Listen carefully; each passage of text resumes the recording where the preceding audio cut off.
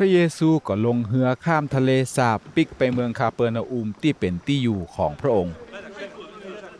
มีคนปากันหามคนง่อยนอนอยู่ที่นอนคนหนึ่งมาหาพระเยซูเมื่อพระองค์หันความเชื่อของหมู่เขาก็อู้กับคนง่อยว่าลูกเขยสบายใจเตอะบาปของเจ้าได้โปรดยกให้แล้วเนอะเมื่อหมู่ธรรมาจารย์บางคนได้ยินจะอั้นก็คิดในใจว่าคนนี้กำลังอู้หมิ่นประมาทพระเจ้าพระเยซูหูกำกึดในใจของหมู่เขาก็ถามว่าเป็นจะได้หมู่ตันจึงกึดบดีในใจจะอี้อันใดจะง่ายเหลือกันที่จะว่าบาปของเจ้าได้โปรดยกแล้วก็ว่าลุกขึ้นเตียวไปเตอะแต่เพื่อว่าท่านทั้งหลายจะรู้ว่าบุตรมนุษย์มีสิทธิอำนาจในโลกที่จะโปรดยกโทษบาปได้แล้วพระองค์ก็อู้กับคนง่อยนั้นว่าลุกขึ้นแบกที่นอนปิกไปบ้านเตอะ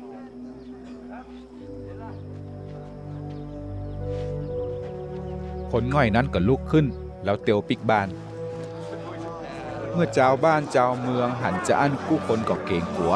แล้วปากันสรรเสริญพระเจ้าที่ยอมให้คนมีสิทธิอำนาจเนี่ยจะอั้นได้ตัว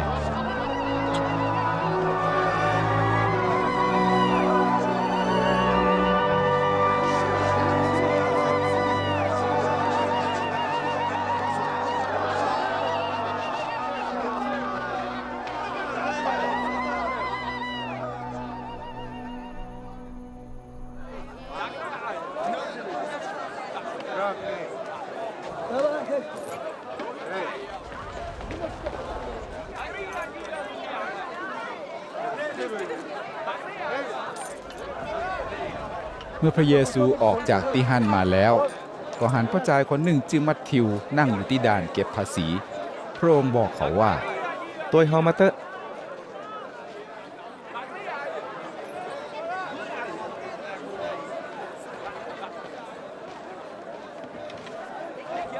มัทธิวก็ลุกขึ้นตัวพระองค์ไป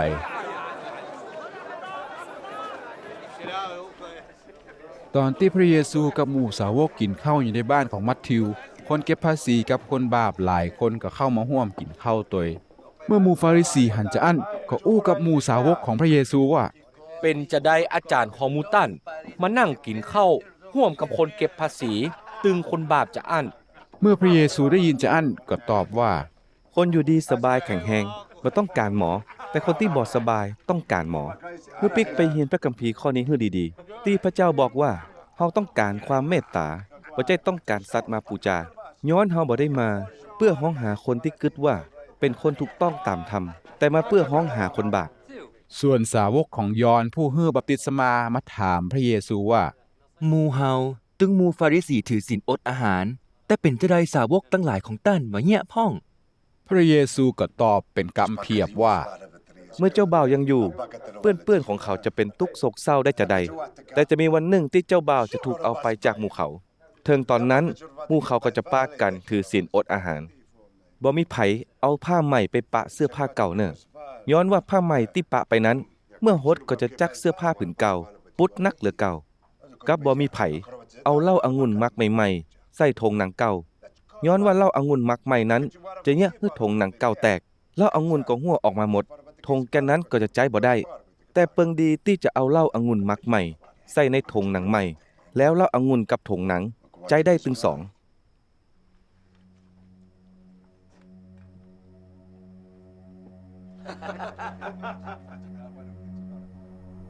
ตอนที่พระเยซูกำลังอู้กำเพียบอยู่นั้นก็มีนายธรรมศาลาของเจ้ายิวคนหนึ่งเข้ามาคุกเข่าไหว้ต่อหน้าพระองค์อู้ว่าลูกสาวของข้าพเจ้าตายบ่ปอมื่นมานี้ขอพระองค์โปรดไปวางมือบนตัวของเขาลูกสาวของข้าพเจ้าก็จะปิกเป็นขึ้นมาแห่งใหม่พระเยซูตึงหมู่สาวกของพระองค์ก็ต้อยเข้าไปตอนนั้นก็มีแม่หญิงคนหนึ่งเป็นโรคเลือดตกบ่หยุดมา12 ปีแล้วทุกข์ทรมานเหลือขนาดแม่หญิงคนนี้ลักมอบมาตั้งหลังพระเยซูแล้วก็ยุบตีนเสื้อคลุมของพระองค์ย้อนนางคิดในใจว่าถ้าได้ยุบตีนเสื้อคลุมของพระองค์ต้องอันเขาก็จะหายแน่ๆส่วนพระเยซูง้ายหลังปิกมาหันใส่ก็อู้กับนางว่าลูกเขยสบายใจได้แล้วเนอะความเชื่อของเจ้าเนี่ยให้เจ้าหายโรคแล้วนางก็หายไปเดียวนั้นเลย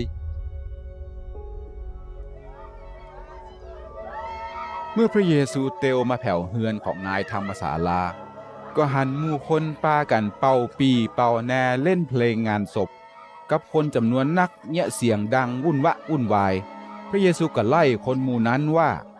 ออกไปให้หมดละอ่อนแม่หญิงคนนี้ยังบ่ตายเตอเหรอกำลังนอนหลับอยู่บ่ได้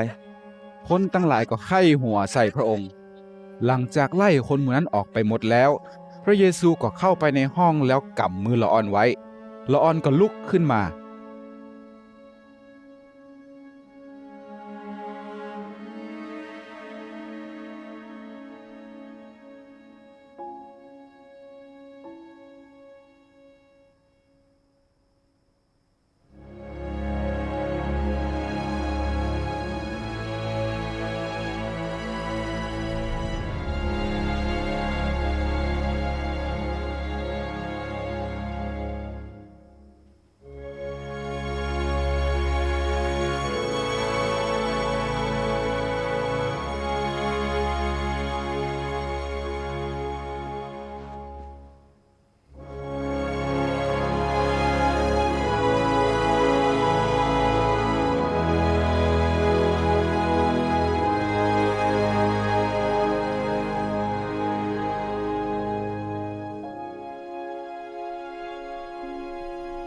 เรื่องที่เกิดขึ้นนี้ก็เล่าลืออู้กันไปไขว้แคว้นนั้น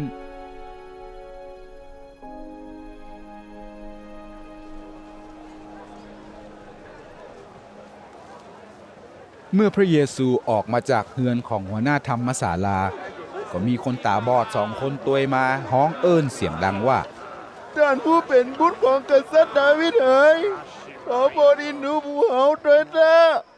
เมื่อพระเยซูเข้าไปในเฮือนแล้ว คนตาบอดตึง2 คนก็ตัวยเข้าไป พระองค์ถามเขาว่า ตั้นถึงสองเชื่อว่าเฮาจะเงี้ยฮึดตาของตั้นพอหันได้จะอันกา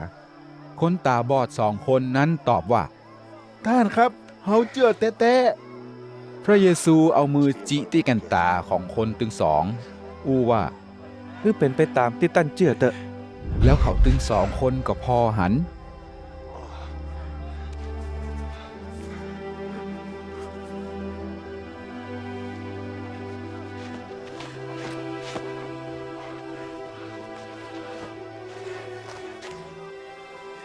พระเยซูเตือนเขาว่า ห้ามบอกเรื่องนี้คือไผคนใดฮู้ แต่เมื่อเขาตึง2 ไปแล้ว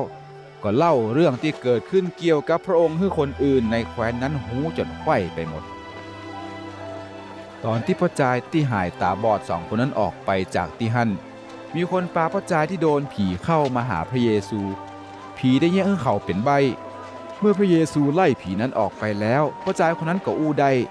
คนตั้งหลายก็งืดปากันอู้ว่า บ่เคยฮู้บ่เคยหันเรื่องเจ้าอี้ในประเทศอิสราเอลมาก่อนสักเตื้อ แต่หมู่ฟาริสีอู้ว่า คนนี้ไล่ผีออกได้โดยใจอำนาจของหัวหน้าผี พระเยซูเตวตางไปไขว้กู้เมืองถึงกู้หมู่บ้าน แล้วสั่งสอนในธรรมศาลาของเจ้ายิว กับบอกข่าวดีเรื่องแผ่นดินของพระเจ้า ก็รักษาพยาธิตึงการเจ็บป่วยต่างๆให้คนตั้งหลายหายตัวเมื่อพระเยซูหันคนตั้งหลาย พระองค์ก็รู้สึกอินดูหมู่เขา ย้อนว่าหมู่เขาตุกใจหลายอย่างกับบ่มีไผช่วย เพียบเหมือนฝูงแกะที่บ่มีคนเลี้ยง พระองค์อู้กับหมู่สาวกว่า มีคนนักที่พร้อมจะรับเชื่อเหมือนข้าวเหลืองเต็มต้งแต่คนงานที่จะเกี่ยวนั้นยังมีน้อยล้ำไป ย้อนจะอันคือช่วยกันอ้อนวอนขอพระเจ้า ผู้เพียบเหมือนเจ้าของนาคือส่งคนงานมาเพื่อช่วยกันเกี่ยวพืชผลของพระองค์ตัวย